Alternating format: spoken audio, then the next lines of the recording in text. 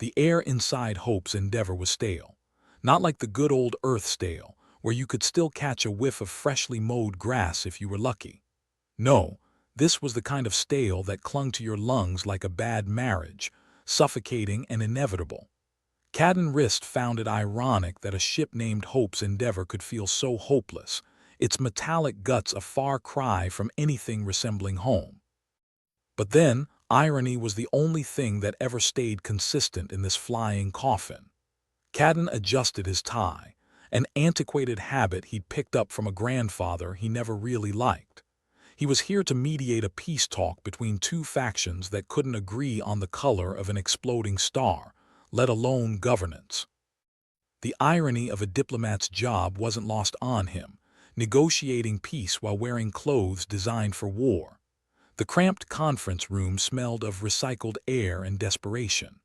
The factions were already seated, staring daggers at each other across the table. On one side, the coalition of practicals, led by a woman who could outstare a black hole, Alara Voss. Her hair was pulled back so tight, Cadden feared it might snap and take someone's eye out. On the other side sat Horace Drecker, representative of the Humanist League, a man who wore his cynicism like a second skin, his grin as sharp as the razor he never used. "Right," Cadden began, trying to sound more optimistic than he felt. "Let's calm our jets and make some progress, shall we?" Voss snorted, an elegant expression of disdain if ever there was one. "Progress? On this tin can? You must be more delusional than I thought, Rist." "Hope springs eternal," he replied with a shrug, knowing full well hope was about as useful as a screen door on a spaceship. Drecker leaned back, his chair squeaking in protest. "Hope's all we've got, Voss. Along with recycled piss and whatever passes for food these days." "Enough," Cadden interrupted, before they could start listing more bodily functions. "We're here to find common ground, not discuss ship amenities." The irony wasn't lost on him that the only thing common about their ground was the vacuum beneath it. "Fine," Voss relented, folding her arms with the grace of a mantis ready to strike. "What does the League propose?" Drecker opened his mouth, probably to spout something poetic about humanity's duty when the lights flickered. Normally, just another day on Hope's Endeavor, but this time it seemed different, like the ship was holding its breath. And then, just like that, all hell broke loose. The door burst open, and in walked a man with a gun that looked like it had history, and not the good kind. His eyes were wild, a mad gleam that would make even a rabid dog question its life choices. "Cadden Rist," he shouted, the words echoing around the metal walls like a bad joke. "Time's up." Cadden barely had time to register the words before the man pulled the trigger. The sound was deafening, a sharp bark that silenced the room and simultaneously summed up his career. He fell back, the world spinning like a drunk on a merry-go-round. Voss screamed, a sound that felt distant, irrelevant. It was funny, he thought, how the end could come so abruptly. No grand speech, no final negotiation. Just a bullet and a bad day to wear a white shirt. As his vision faded, he caught sight of Drecker. The man's expression was a mix of shock and something else, relief maybe, or gas. It was hard to tell. Then everything went dark. A moment later, or maybe a century, time was funny that way. Cadden was aware of voices, hushed and urgent. The sort of tone people used when they didn't want to disturb a stiff but couldn't help themselves. "Think he's dead?" a voice asked. Sounded young, untested, probably hadn't seen a real fight outside of a simulator. "Nah," another voice replied, richer, with a rasp that suggested a lifetime of poor decisions and cheaper alcohol. "Takes more than a bullet to kill an optimist." Cadden groaned, more out of principle than actual pain. "You do know I'm right here, don't you?" he muttered, trying to open his eyes. They felt like they were glued shut, possibly with the same contempt that held the ship together. There was a shuffling noise, and then a face came into view, a medic, judging by the insignia that looked more like a target these days. "Welcome back to the land of the living, Mr. Rist. You'll find it hasn't improved much." Cadden managed a half-hearted chuckle, more out of reflex than humor. "Heard about the assassination attempt," he quipped weakly. The medic grinned. Didn't say it was your land, alive or otherwise. He finally managed to pry his eyes open, squinting at the harsh light that seemed determined to make his headache worse. The medic, a woman with a buzz cut and a tattoo that read "Regret Nothing," was busy checking his vitals. "Nice ink," he said, nodding at her arm. "You regret that too," she snorted. "Every damn day. I know the feeling." Cadden tried to sit up but was met with a sudden wave of nausea that pinned him back down. "What happened back there?" The medic shrugged, a nonchalant gesture that said it's your problem now. "Someone decided your life was worth about as much as a busted replicator. You're lucky to be alive, but you won't be winning any beauty contests anytime soon." "Wasn't planning on it," he muttered, trying to piece together the chaos in his mind. "Where's Voss and Drecker?" "Locked down in separate quarters until we figure out who's pulling the strings," she said, her tone suggesting that whoever it was, they were probably laughing their ass off right now. Cadden sighed, a heavy exhalation that seemed to take half the room's air with it. "Great. Nothing like a little civil unrest to spice up a peace talk." The medic gave him a sympathetic look, the kind reserved for lost causes and hopeless romantics. "You should rest. Knowing this ship, there'll be plenty more chaos for you to deal with soon enough." As she left, Cadden stared at the ceiling, counting the number of rivets and cursing each one by name. Peace talks in space. What a joke. But then he supposed the universe always did have a twisted sense of humor. He closed his eyes, trying to ignore the pounding in his head, and wondered if maybe, just maybe, things could get any worse. Somewhere deep in the bowels of Hope's endeavor, alarms began to wail, a banshee scream that promised nothing good.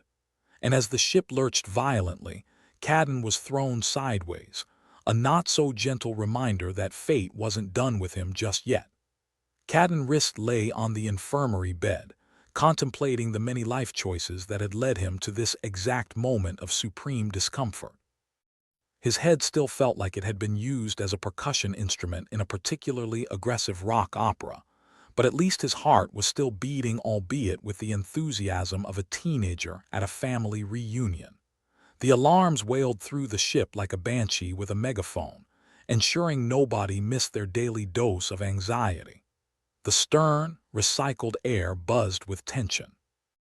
News of the assassination attempt on Cadden spread faster than a rumor in a high school, and by now, half the ship probably thought he'd been murdered, revived, and murdered again. Enter Tressa Vin, engineer extraordinaire, whose job description somehow included keeping Hope's endeavor from becoming the world's most expensive coffin. She strode into the infirmary with the sort of determination that suggested she had long since given up on humanity, but was too stubborn to let them screw things up on her watch. "Your fan club just can't get enough of you," she remarked, her voice dripping with the kind of sarcasm that could dissolve metal. "Looks like someone tried to punch your ticket, and now everyone's losing their collective minds." Cadden gave her a weak smile. "Nice to know I still have fans. Remind me to send them a thank you card, assuming I live long enough." "Don't get too comfortable," she said, glancing around the sterile room like it was a particularly unpleasant crime scene. "There's only so much I can do to stop this rust bucket from flying apart, and babysitting isn't on my list." "What's the situation out there?" he asked, wincing as he adjusted his position. Tressa crossed her arms, the insignia on her uniform crumpling like yesterday's paper. "The practicals and the humanists are at each other's throats again. Only this time they've got a legitimate excuse to start swinging. Half the ship thinks the other half's responsible for the attempt on your life." Cadden grimaced. "Figures.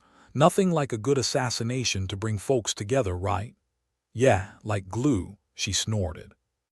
"Except this glue's made out of nitroglycerin and someone's thrown a match on it." "Lovely," Cadden muttered, wishing he could crawl back under the rock he'd emerged from. "Any idea who pulled the trigger?" Tressa rubbed her chin thoughtfully, the gesture at odds with the sharpness in her eyes. "I've got a few thoughts, but they're about as pleasant as a sandpaper handshake. I've started poking around, but we're short on time and allies." If we don't figure this out quickly, the ship'll tear itself apart faster than you can say diplomatic incident. Ah, diplomacy, Cadden sighed.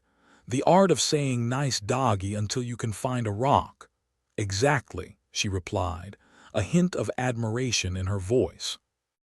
And unless you want to be the first diplomat remembered for starting a war in space, you better start barking up the right tree. Cadden managed a chuckle, appreciating the grim irony. Any ideas on where to begin? Tressa glanced at the door, as if expecting someone to burst through with more bad news. I've got a lead on the gunman. From what I gather, our mystery shooter was seen around the lower decks, near engineering. That's where I'd start. Cadden sighed, shifting on the bed as if trying to escape the weight of responsibility crushing his chest. You know, I never thought peace talks would involve quite so many bullets. That's 'cause you've been talking to the wrong people, Tressa said, her smirk fading into a more serious expression.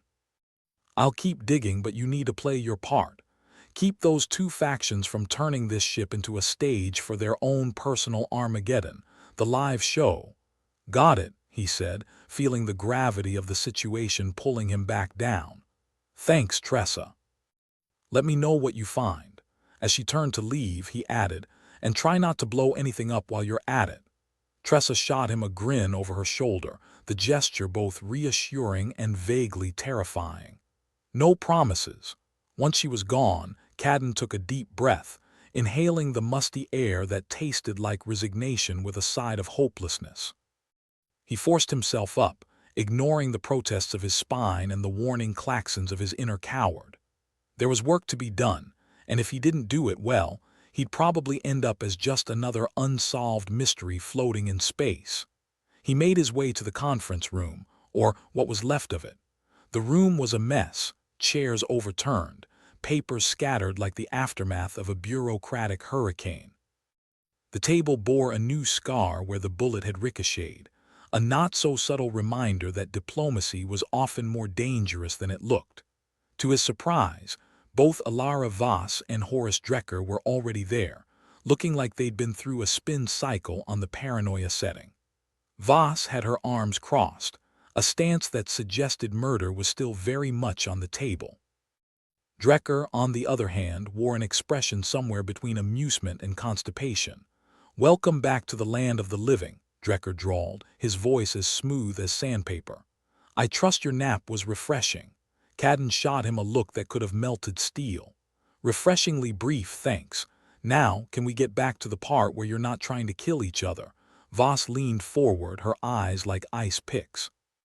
"As far as I'm concerned, the Humanist League is responsible for this attack. We all know they have a history of overzealous recruitment efforts."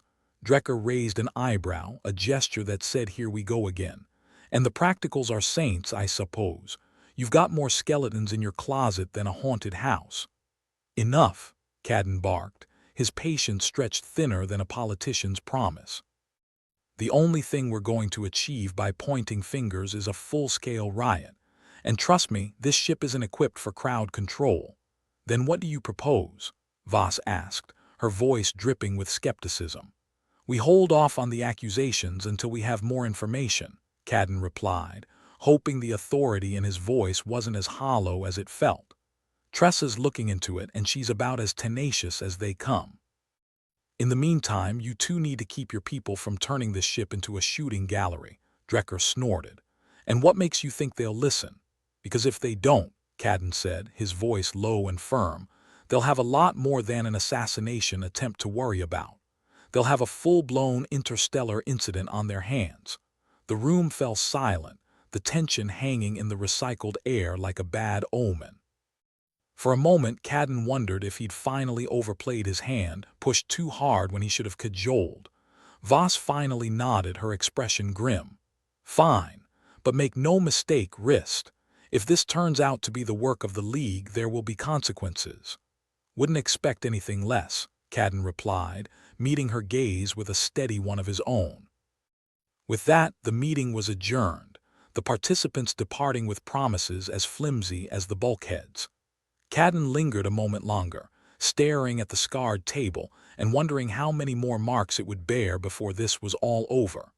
Meanwhile, Tressa was busy playing detective, which in her case meant browbeating some poor technician who had the misfortune of being in the wrong place at the wrong time. "I swear I saw him," the tech insisted, his face a cocktail of nerves and desperation. "Down in the lower levels near the life support systems. He was skulking about like he was up to something." Tressa pinned him with a glare that could have stripped paint. "And you didn't think to report this sooner?" "I thought it was just another day on this junk heap," the tech replied defensively. "You know how it is. You see one shady character, you've seen him all. Besides, who'd listen to me?" "Well, I'm listening now," Tressa said, her tone sharp enough to cut through the ship's thick air. "And you're going to take me to the exact spot you saw him." "Understood," the tech nodded, his eagerness to comply fueled by a healthy dose of self-preservation. Yeah, of course. This way." As they made their way through the labyrinthine corridors, Tressa kept her senses on high alert, half expecting the mysterious shooter to leap out from behind a panel with another bullet meant for Cadden, or worse for her. She had enough scars, both physical and metaphorical, and wasn't keen on adding to the collection. They arrived at a nondescript section of the ship, the hum of machinery a constant backdrop. The tech pointed to a dark corner where pipes crossed like an industrial spider's web. "There, he was hanging around there." "Thanks," Tressa said, her voice softer now, like a rock turned to sand. "I'll take it from here." The tech scurried off, leaving Tressa to examine the area. She scanned the floor, noting a few scuff marks that seemed out of place. Kneeling, she brushed her fingers over something that definitely didn't belong, a spent bullet casing. "Huh," she muttered, holding it up to the dim light. "Looks like someone's been playing with fire." As she pocketed the casing, her mind raced with possibilities. The shooter was here, but why? Sabotage. Another attempt on Cadden's life. Or perhaps there was something more sinister at play. Whatever the answer, Tressa knew one thing for certain. The shooter hadn't counted on her being part of the equation. And if there was one thing she excelled at, it was making sure unwelcome guests regretted their visit. As she headed back to report her findings, Tressa couldn't help but smile. A grim, determined smile that promised trouble for anyone foolish enough to cross her path. Hope's endeavor might be teetering on the brink of chaos, but as long as she had a say in it, it wouldn't go quietly into that good night. Tressa made her way back to the bridge of Hope's endeavor, trying to ignore the nagging itch between her shoulder blades that only appeared when life was about to go sideways. She'd spent enough years on this rust bucket to know when something was off, and right now, it felt like the whole ship was one big malfunction waiting to happen. Finding that bullet casing had been like stumbling upon the last piece of a jigsaw puzzle that you never wanted to finish. She couldn't shake the feeling that the whole situation was about to become even more convoluted than a politician's apology. As she reached the bridge, she found Cadden pacing like a caged tiger, which was quite a feat given he was recovering from a bullet to the gut. "You look like a man who's just realized he's out of toilet paper," Tressa said, strolling in with her usual swagger. Cadden looked up, a rueful smile tugging at his lips. "And you look like a woman who's just found a smoking gun." Tressa tossed him the bullet casing, which he caught with the reflexes of man who'd been dodging metaphorical bullets his entire career. "Found this down by the life support systems. Not exactly where I'd go for a leisurely stroll, unless I was planning on turning off the air." Cadden examined the casing with a frown. "Any idea who it belongs to? Or are we still playing pin the tail on the assassin?"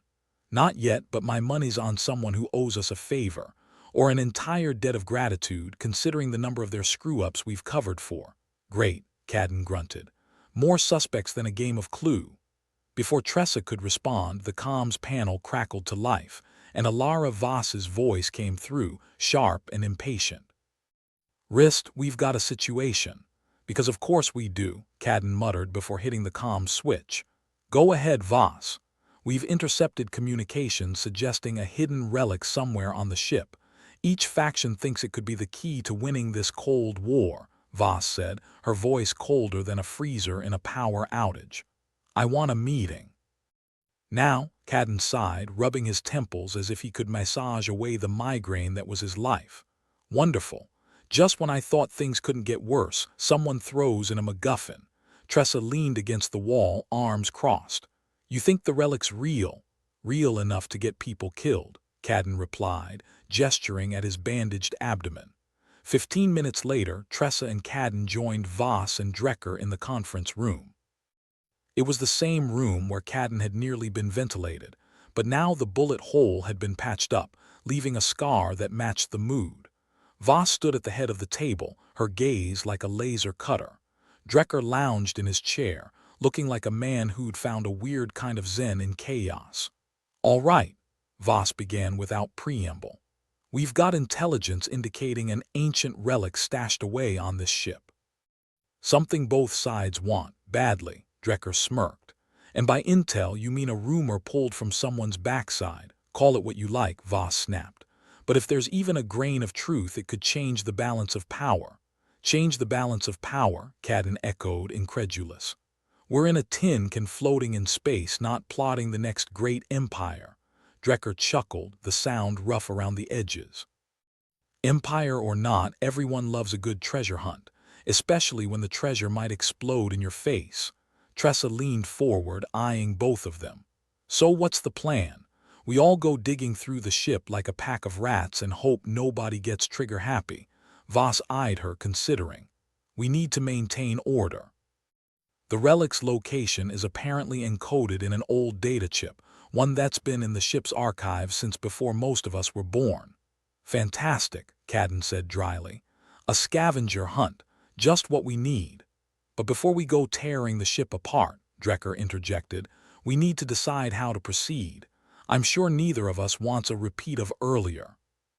Misunderstandings, Tressa shot back. Try attempted murder. Semantics, Drecker replied with a dismissive wave. The important thing is we keep this quiet. Last thing we need is every trigger-happy idiot on board joining in. Agreed, Voss said, nodding.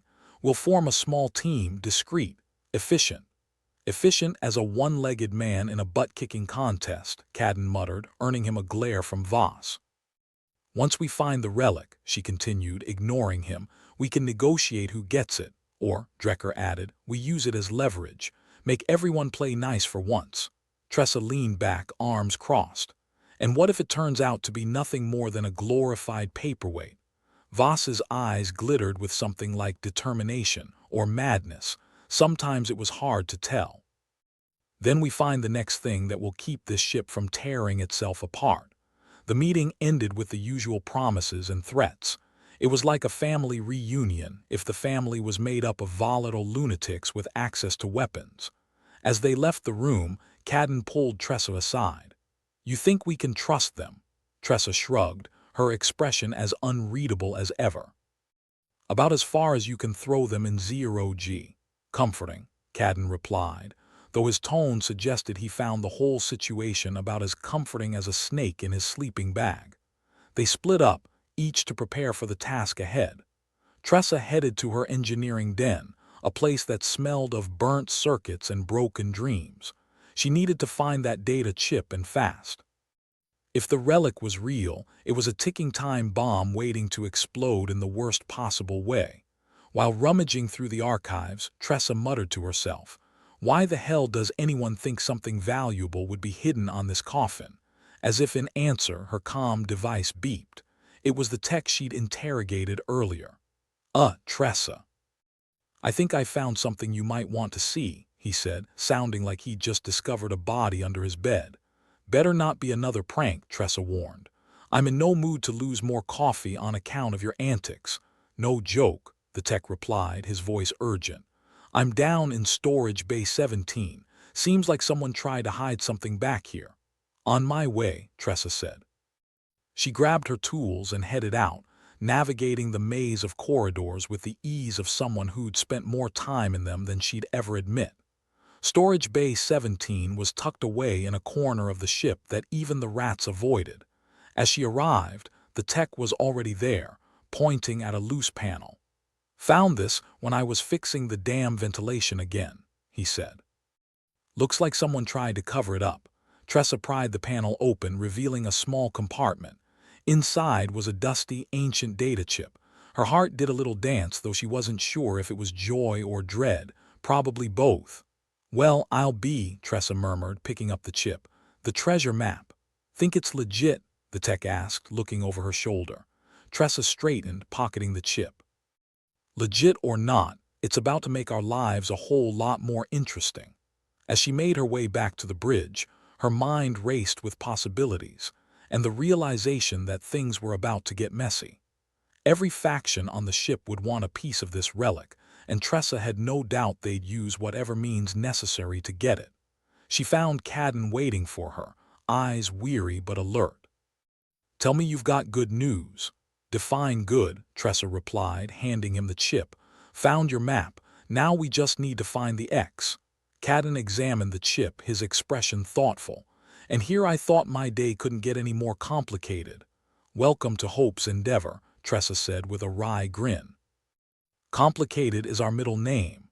They spent the next few hours attempting to decode the chip, a task that proved as frustrating as trying to get a straight answer out of a politician. As the data finally unraveled, they saw a map of the ship, a route marked in red leading to a location deep in the bowels of the ship. "Looks like it's in the old engineering section," Cadden noted, tapping the screen. "Figures. No one's been down there in years." "Because it's a death trap," Tressa replied. "That area hasn't been maintained since the last shift in captains, more unstable than a politician's promises. Perfect place to hide something you don't want found," Cadden mused, "or to spring a trap. Either way, we need to move," Tressa said. "Because once word gets out, there'll be a stampede, and I doubt it'll be a peaceful one." Cadden nodded, the weight of their situation pressing down on him like a crate of faulty reactor parts.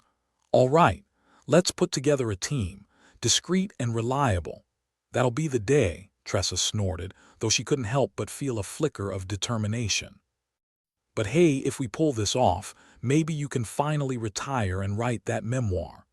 "How not to get shot while trying to save the universe," Cadden suggested, his sarcasm tempered with a flicker of genuine humor. "Sounds like a bestseller," Tressa replied with a grin. "But first, let's make sure you live long enough to write it." With the plan set, Tressa and Cadden set off to assemble a team for the relic hunt, knowing full well that the next few days would test every skill they possessed.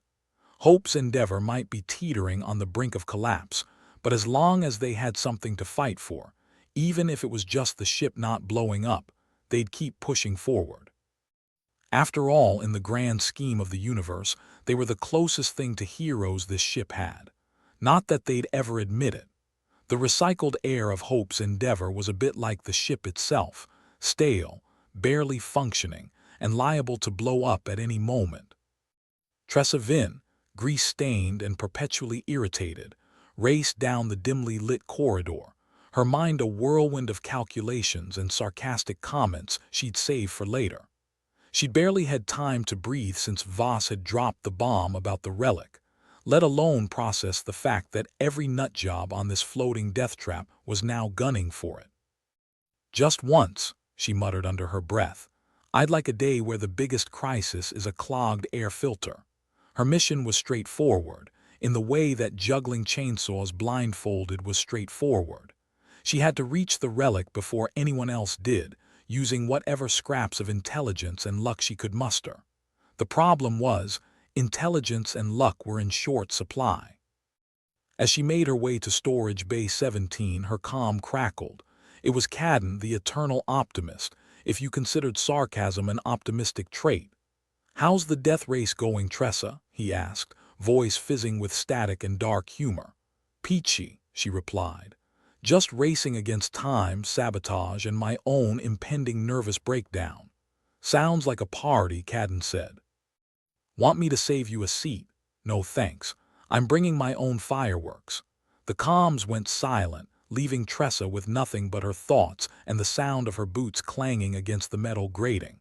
Each step brought her closer to a showdown she wasn't prepared for but had no choice but to face.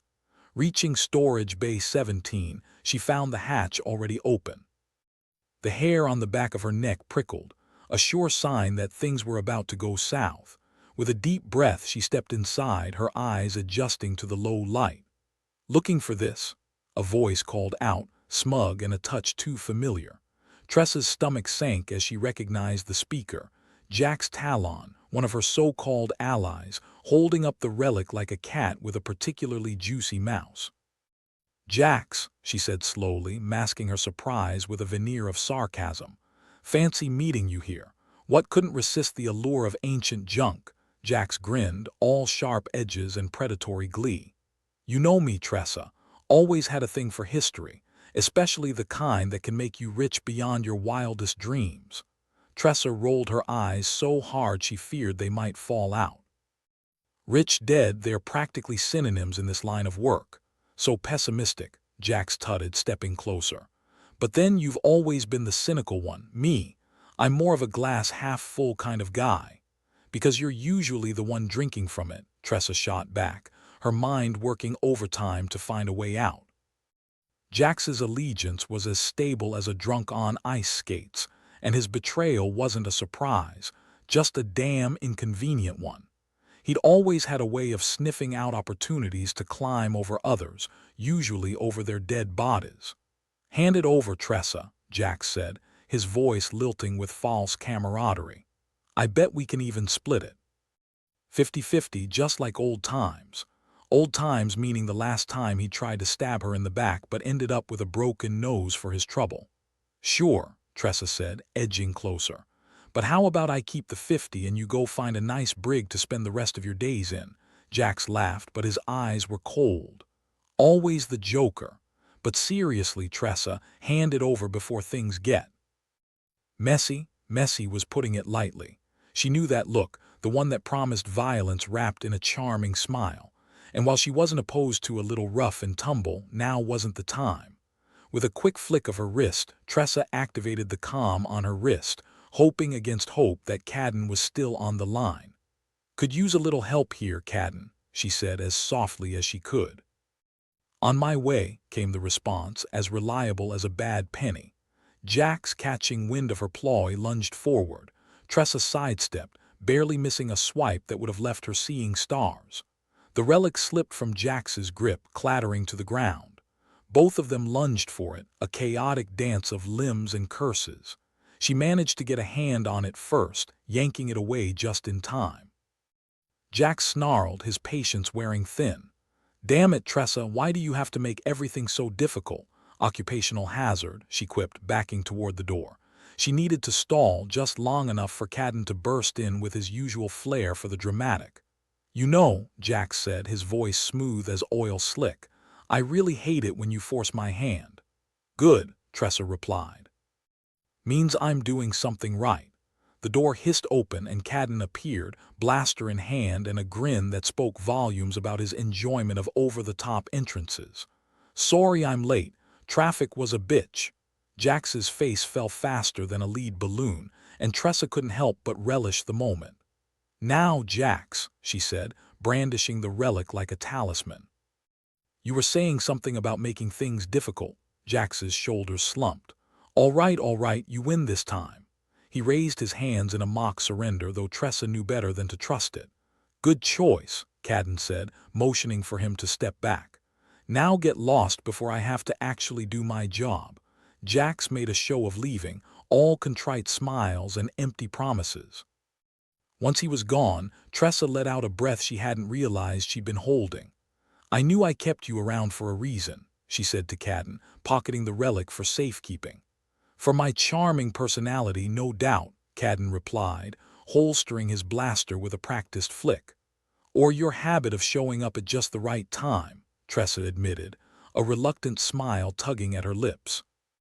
"Timing is everything," Cadden said, grinning. "Now, let's get this back to Voss before someone else decides they want a piece." As they made their way back through the labyrinthine corridors, Tressa couldn't shake the feeling that the relic was more trouble than it was worth. But if it meant keeping the ship from imploding into factional warfare, then she'd play the role of reluctant hero for just a bit longer. "Do you think this thing is really as big a deal as everyone says?" she asked, glancing at Cadden. He shrugged, his expression thoughtful. "Who knows? But if it gets people to stop trying to kill each other for 5 minutes, maybe it's worth the hassle, Tressa snorted. That's a big if. True, Cadden agreed. But I've learned to live on the edge of optimism and reality. Mostly because I'd fall asleep otherwise. They continued in silence, a comfortable one born of shared battles and mutual respect. It was a rare thing on Hope's endeavor, trust. But somehow, amidst the chaos and betrayal, they'd found it in each other. Not that they'd ever put it into words, of course. That would be too easy. When they reached Voss's quarters, the air was thick with tension. Drecker was there too, looking like he'd just stepped off the set of a melodrama, all exaggerated cool and hidden shrewdness. You got it, Voss stated rather than asked, her gaze flicking to the relic Tressa held. You're welcome, Tressa said, handing it over like she was passing a particularly unpleasant baton. I'd suggest not sticking it in your eye. Voss accepted it with a nod, her expression unreadable. This might just save us all, or doom us, Drecker added, his tone conversational. But hey, I've always liked a bit of risk. Speaking of risk, Cadden said, his voice laced with wry humor. Talon was already sniffing around, might want to keep this under wraps. Voss gave a sharp nod. Understood. She turned to Tressa, her expression softening just enough to show gratitude. Thank you. Don't mention it, Tressa replied, though she secretly hoped this whole ordeal would be something they'd laugh about later, preferably from a safe distance. As they left Voss and Drecker to their plotting, Tressa felt as though a weight had been lifted. Slightly. Because in the back of her mind she knew that this was just the beginning. The factions wouldn't take this lying down. If anything, they'd redouble their efforts now that the stakes were clearer. Think we can actually get some sleep now? Cadden asked as they walked back towards the crew quarters. In your dreams, Tressa replied. And even then I'm betting on nightmares. Cadden chuckled, the sound a welcome balm to her frayed nerves. Well, if you can't dream big, what's the point? Fair enough, she said, glancing at the patchwork of stars outside the viewport. Let's just hope our next big dream doesn't end up a nightmare. And with that, they went their separate ways, ready to face whatever the universe and the dysfunctional crew of Hope's endeavor threw at them next. They were survivors, after all, and if there was one thing they'd learned, it was that surviving was as much about luck as it was about skill. And maybe, just maybe, they had enough of both to see this through to the bitter end. The corridors of Hope's endeavor buzzed with an energy that was far from comforting. It was the kind of charged atmosphere that usually preceded a brawl in a rundown spaceport bar. The practicals and humanists had finally let their simmering tensions boil over, and now chaos reigned. Cadden and Tressa had barely parted ways when the first alarm started blaring, a cacophony of impending doom that signaled more than just a minor inconvenience. Tressa, of course, found herself in the thick of it, because where else would she be?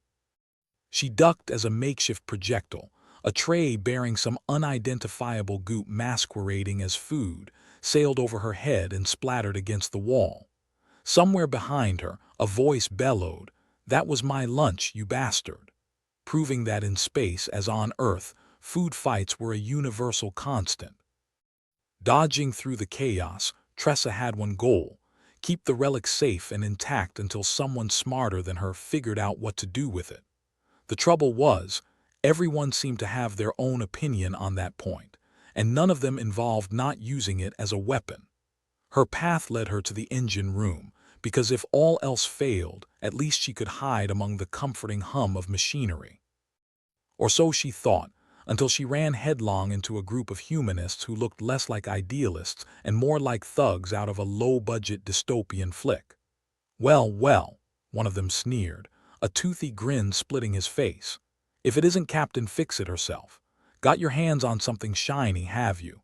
Tressa considered her options, which were few and ranged from unlikely escape to certain capture. With a resigned sigh, she held up her hands. Hey, fellas, let's keep this civil. I've already had one too many bad days this week. Sorry, no can do, the leader said, stepping forward. We've got big plans for that relic of yours. Plans that don't involve you turning it over to Voss and her merry band of idiots. The way he said plans sent a shiver down Tressa's spine. She didn't have long to ponder the implications before they were upon her, pinning her arms and dragging her through the ship like a prized catch. In the cramped confines of what had once been a storage closet, Tressa had plenty of time to reflect on her life choices. Choices like trusting Jack's Talon, believing in Cadden's promises of relaxation, and not carrying a bigger blaster. The humanists, to their credit, hadn't gagged her, possibly in the misguided belief that she'd run out of sarcastic comments. "How's the revolution going?" she asked, watching as they fiddled with the relic like cavemen with a lighter. "Need any help setting things on fire?" The leader, Riggs, because of course his name was Riggs, shot her a glare that could have stripped paint. "You think this is a joke?" "I think it's a circus," Tressa replied, undeterred. "And you're the clown in charge." Riggs' patience was wearing thinner than the ship's insulation, but she wasn't about to give him the satisfaction of cowering.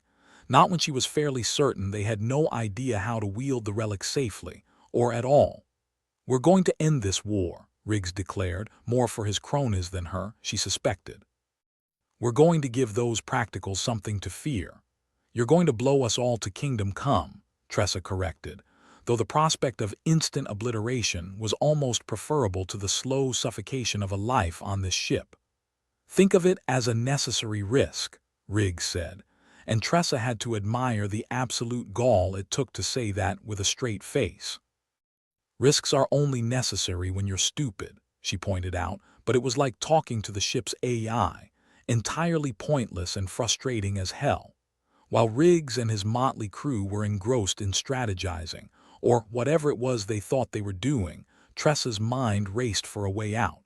If she couldn't escape, she'd have to find a way to sabotage their efforts, preferably without getting herself killed in the process.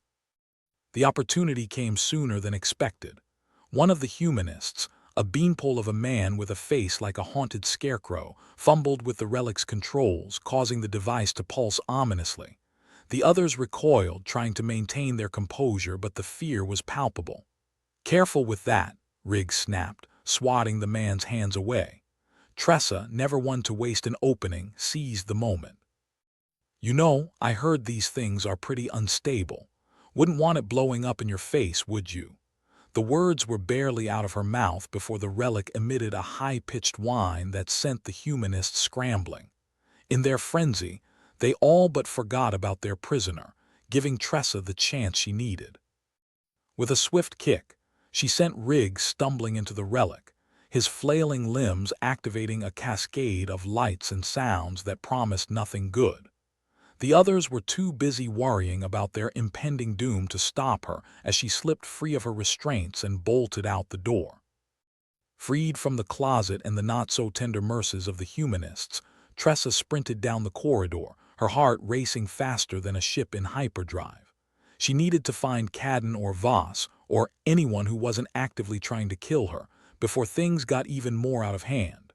The ship's PA system crackled to life as she ran, Voss's voice cutting through the din. "All crew to battle stations." "Repeat, all crew to battle stations. We're under attack." "Great," Tressa muttered, skidding to a halt near an access panel. "Just once I'd like to go a day without being shot at." Her fingers flew over the console, rerouting power to the engines in a desperate attempt to keep the ship from tearing itself apart under the stress of the infighting. She didn't like the odds of them surviving an external assault when they couldn't even manage internal peace. Just as she was about to move on, a familiar voice called out from behind her. "Tressa, there you are." Cadden, looking more harried than usual, jogged up with his blaster drawn and a face set in determination. "Where the hell have you been?" she asked, more relieved than she wanted to admit. "Playing diplomat," he said with a shrug, though his eyes were hard. "You, babysitting a bunch of idiots with a death wish." "Ah," he said, like that explained everything. "In a way it did. We need to get that relic back before they do something stupid," she said, nodding towards the now-silent storage closet. "Something stupider than usual, I mean," Cadden nodded. "Let's go, then." This way. They moved quickly and quietly, navigating the labyrinth of corridors with the familiarity of two people who had spent more time on this ship than they cared to remember.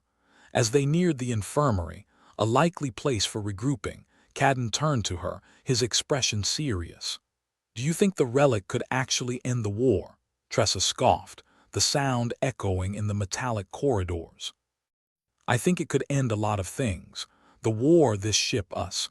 The universe if we're really unlucky." "Always the optimist," Cadden said, but there was no heat in it, just a weary understanding. "I prefer realist," Tressa corrected, though she wore the label with pride. "Anyway, it's not like we have a choice. We need to stop them." "Agreed," Cadden said, and for a moment the chaos of the ship faded away, leaving just the two of them and the shared understanding that they were, as always, in this together. They reached the infirmary to find Voss and Drecker already deep in heated conversation. The diplomats barely acknowledged their arrival, too wrapped up in their debate over the relic's potential. "Good to see you two didn't kill each other," Tressa said by way of greeting, earning a grimace from Drecker. "Yet," he replied, smoothing down his immaculate uniform as if that might restore some semblance of order. "But give us a few more minutes." "We've got bigger problems," Cadden interjected, cutting to the chase. "The humanists are trying to use the relic as a weapon." Voss swore under her breath, a creative litany that made even Tressa raise an eyebrow. "Can they?" "They don't know what they're doing," Tressa said, "but they're going to give it a damn good try." Drecker sighed, a sound of deep, soul-weary exasperation. "Why is it that every time I think this day can't get worse, it does?" "Give it time," Tressa suggested. "I'm sure it'll find a way." Voss was already on the move, recalibrating the ship's security systems. "We need to lock down the relic. It's too dangerous to leave in their hands, or any hands," Cadden added. "But for now, let's focus on not dying." "Solid plan," Tressa agreed. "I'd like to live long enough to regret all my life choices." With a renewed sense of urgency, they set about fortifying their position. The ship shook as external firepower met the shields, a reminder that the world outside was just as hostile as the one within. Tressa worked alongside Cadden and the others, the task of preserving their fragile existence in the void outweighing old grudges and new fears. But even as they made progress, she couldn't shake the feeling that they were only prolonging the inevitable. "Think we'll make it through this?" Cadden asked, his tone deliberately light but edged with uncertainty. "Honestly," Tressa said, pausing to meet his gaze, "I have no bloody idea," and that was the truth of it. In a universe as cold and uncaring as the one beyond their hull, survival was a day-to-day affair. But if they were going to meet their end, they'd do it fighting. Because if there was one thing they were good at, it was defying the odds right up until the bitter, hilarious end. Tressa ran like her life depended on it, mostly because it did. The ship's corridors blurred past her, a maze of steel and flickering lights. Somewhere behind, chaos reigned as the relic threatened to tear Hope's endeavor apart like a particularly cranky toddler with a new toy. She ducked into a service shaft, heart pounding in her chest, trying to piece together a plan from the scraps of desperation she'd gathered. Just as she was about to set out again, she heard a voice. A low, raspy whisper that made her pause, hand hovering over the grip of her blaster. "You look like you've seen better days." Tressa turned, eyebrow arching at the figure stepping out from the shadows.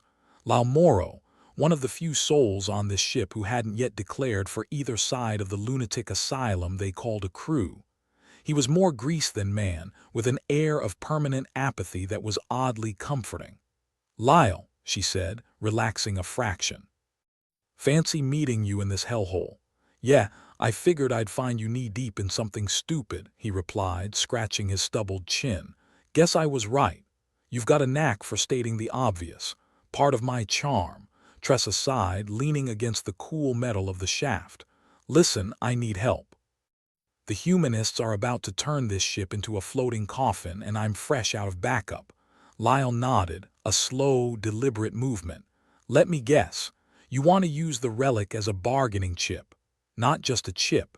The whole damn casino," Tressa replied, a dark chuckle escaping her lips. We need to force a truce.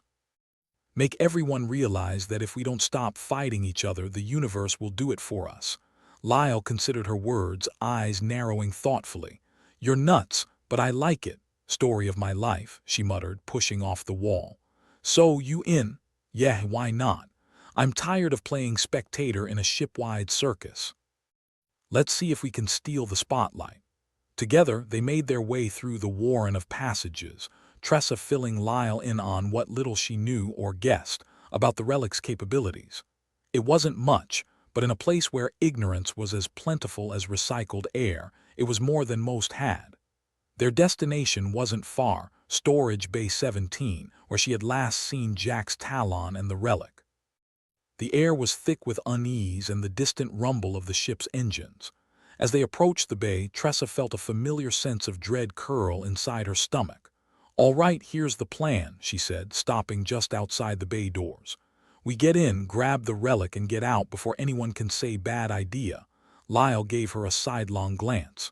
That's a plan. It's the best I've got. Unless you've got a better idea, he shrugged.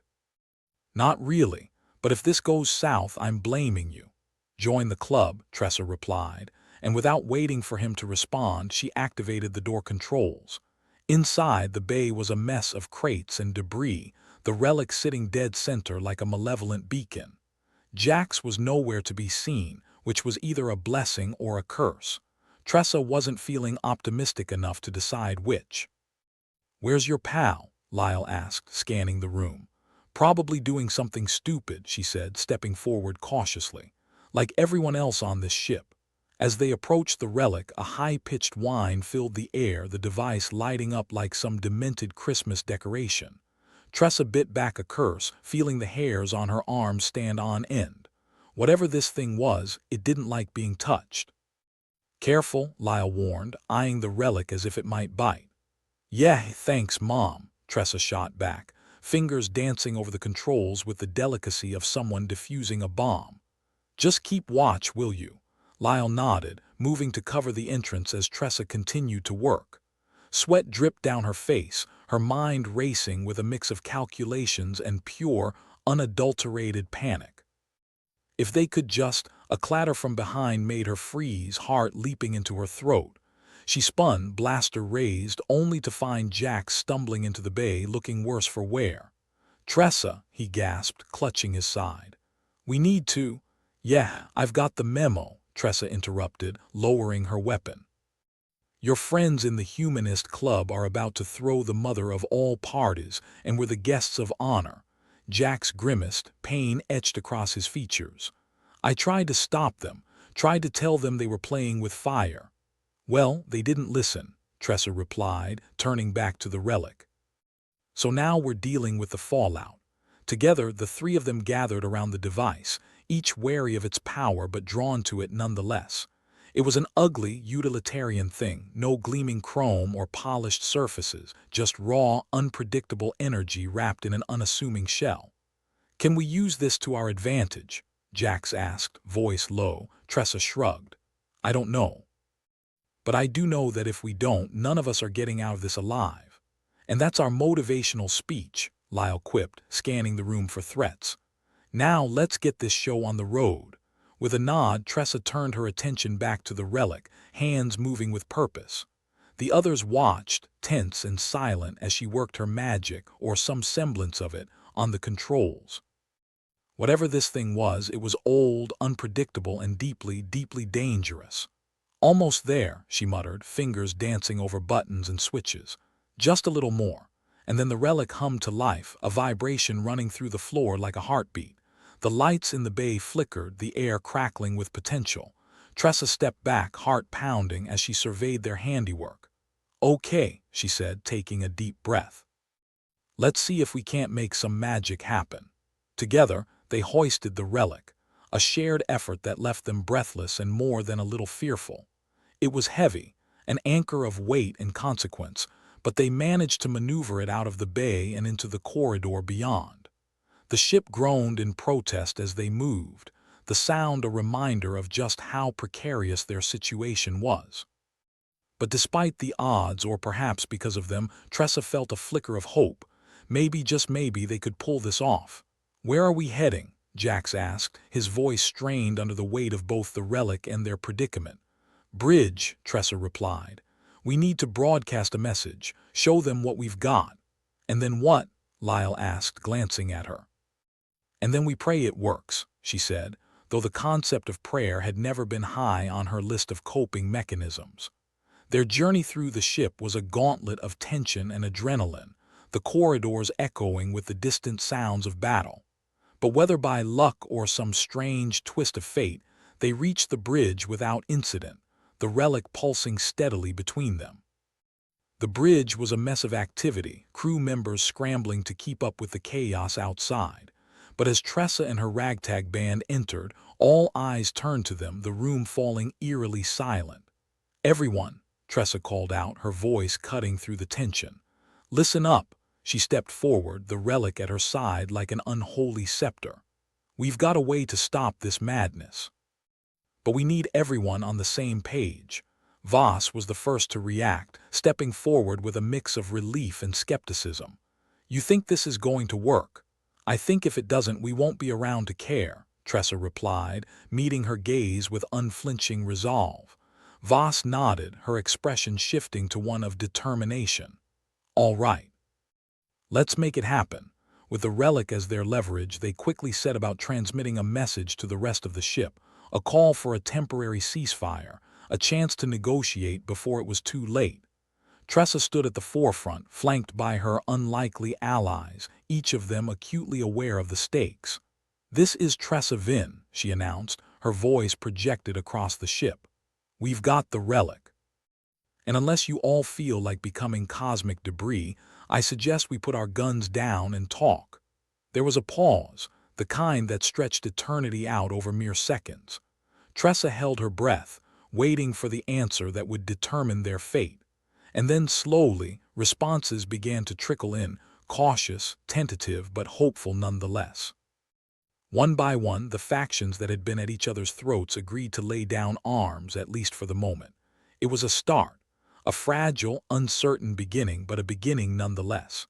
As the ship settled into an uneasy truce, Tressa allowed herself a small, fleeting smile. Maybe they wouldn't solve everything today. Maybe the relic was more curse than blessing. But for now, they'd bought themselves some time, some hope. And in a universe where both were in short supply, that was worth more than all the relics in the galaxy.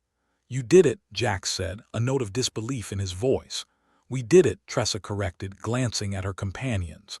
"Now let's see if we can keep it that way." Lyle nodded, looking uncharacteristically thoughtful.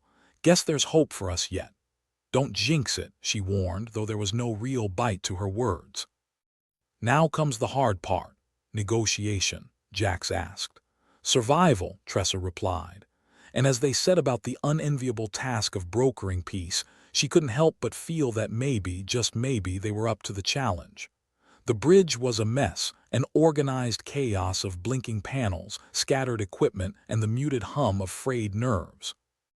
In other words, a typical Tuesday aboard Hope's Endeavor, where the only thing thicker than the tension was the recycled air that made you wonder if socks were being used as filters. Tressa stood front and center, the relic nestled in the crook of her arm like an oversized, radioactive baby. The object pulsed with a low, ominous energy, a reminder that it could either save their skins or blow them to space dust. Everyone's eyes were glued to her, the room so quiet you could hear a pin drop, or in this case, a bolt rattling loose from one of the console panels. "All right, gather round, you lot," Tressa announced, a smirk tugging at her lips despite the situation. "We've got a relic here, and apparently it's not just a fancy paperweight. So unless you all fancy a one-way trip to the afterlife, it's time to use this thing to knock some sense into everyone." Voss, the unofficial head of the practicals with her perpetual scowl, crossed her arms over her chest. "And you're sure this isn't just some over-glorified toaster?" "Pretty sure," Tressa replied, giving the relic a little shake that made it hum menacingly. "But let's not find out what it does to bread. We've got bigger fish to fry." Horace Drecker, the humanist rep with a tongue sharp enough to slice through hull plating, leaned forward. "So this is our magic bullet, is it? What makes you think it's going to bring peace, not just more chaos? Because it's not a weapon, Tressa explained, patience teetering on the brink. At least not in the traditional sense. It's a deterrent, a peacekeeping tool. Think of it as a big, glowing middle finger to anyone who tries to start trouble. The humanists and practicals exchanged skeptical glances, the kind you save for used starship salesmen and politicians. But Tressa could see a flicker of interest, a hint of understanding. They were smart enough to know that with the ship's systems failing and everyone at each other's throats, they needed a way out of the mess they'd created. "Okay, let's get everyone on the same page," Jack said, stepping up beside Tressa. "We all know that if we keep going at this rate, we're gonna tear this ship apart. And last I checked, none of us are getting frequent flyer miles for this kind of dysfunction." A murmur of uneasy agreement rippled through the room. Lyle chipped in from the back, his signature grin doing little to mask the gravity of the situation. "So what's the plan, Tressa?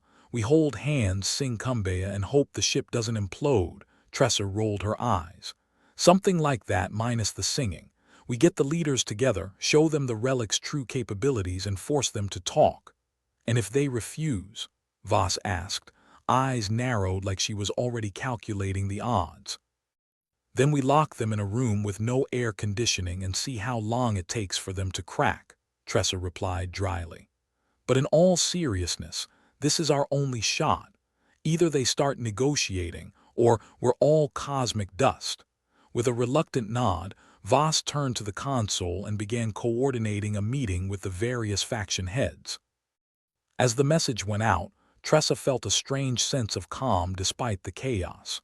Maybe it was because they finally had a plan, or maybe it was because deep down, she knew that sometimes the universe had a way of working things out, usually by making things worse before they got better. As the crew prepared for the upcoming negotiation, a series of hushed conversations filled the bridge. Most were tinged with doubt, but there was also a cautious optimism, a belief, however faint, that maybe they could pull themselves back from the brink. Lyle sidled up to Tressa, an eyebrow raised in question. "You really think this thing's gonna keep everyone from shooting each other?"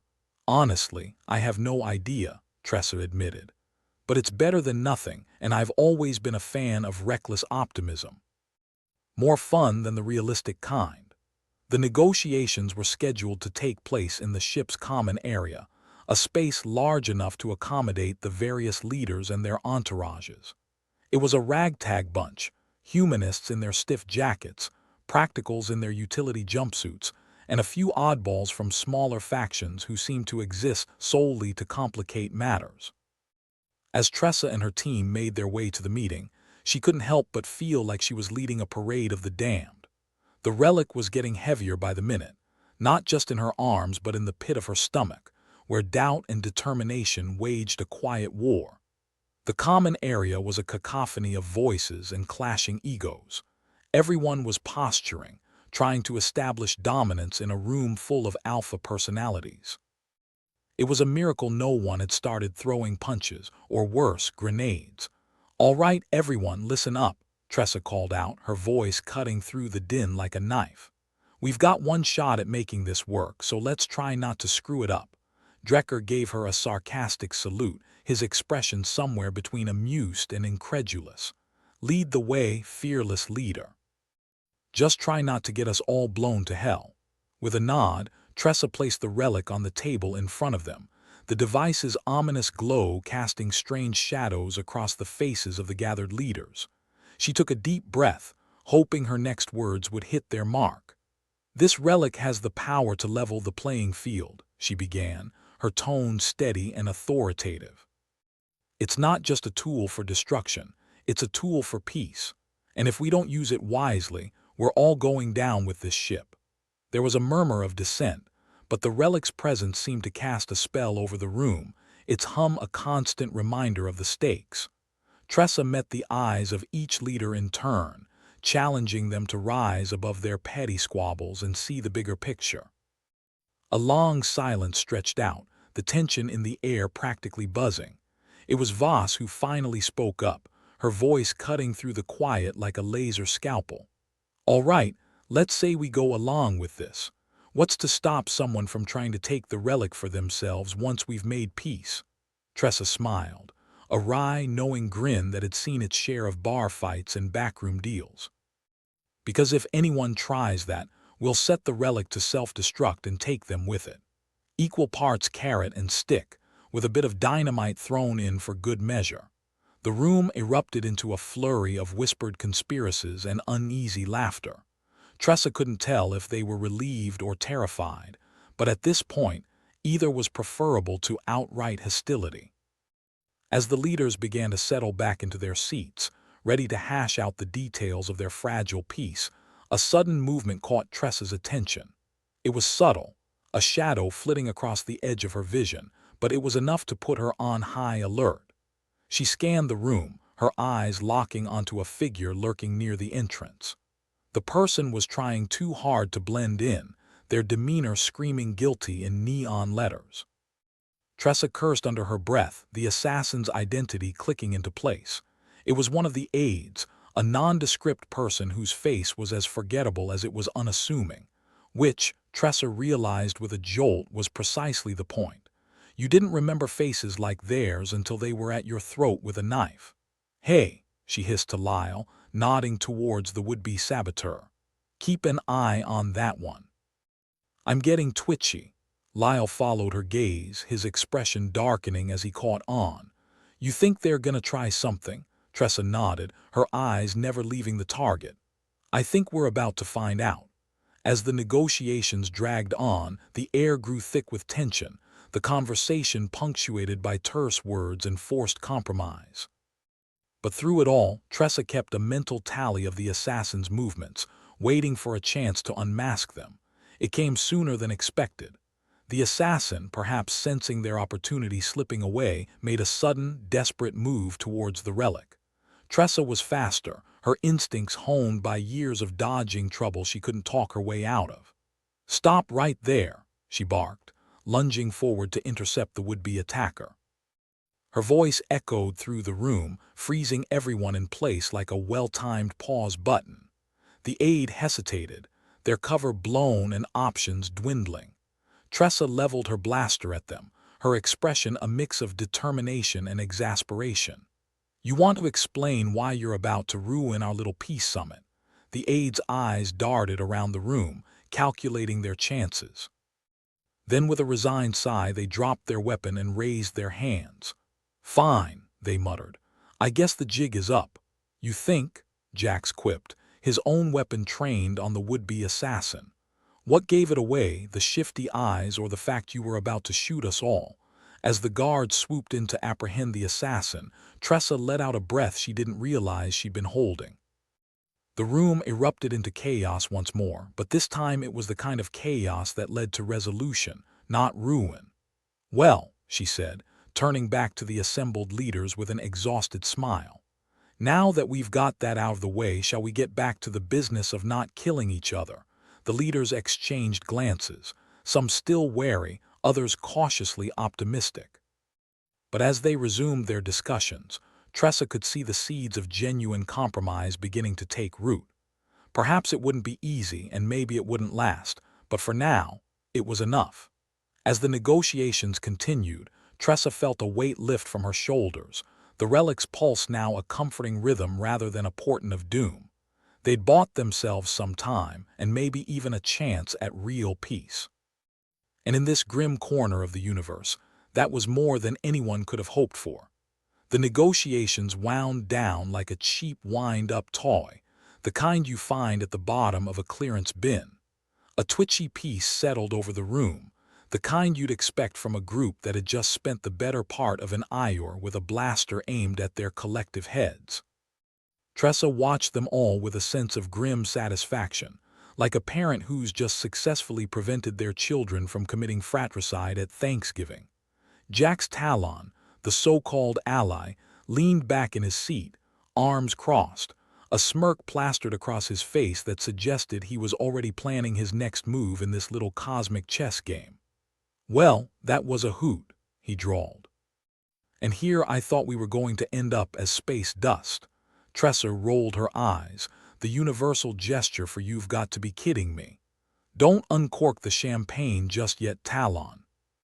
We've got plenty of work ahead unless you fancy living on a ship that's basically a flying hunk of duct tape. Lyle Morrow, who'd been overseeing the cleanup from a safe distance, ambled over, hands stuffed in his pockets like he was out for a leisurely stroll rather than navigating the aftermath of a near catastrophe.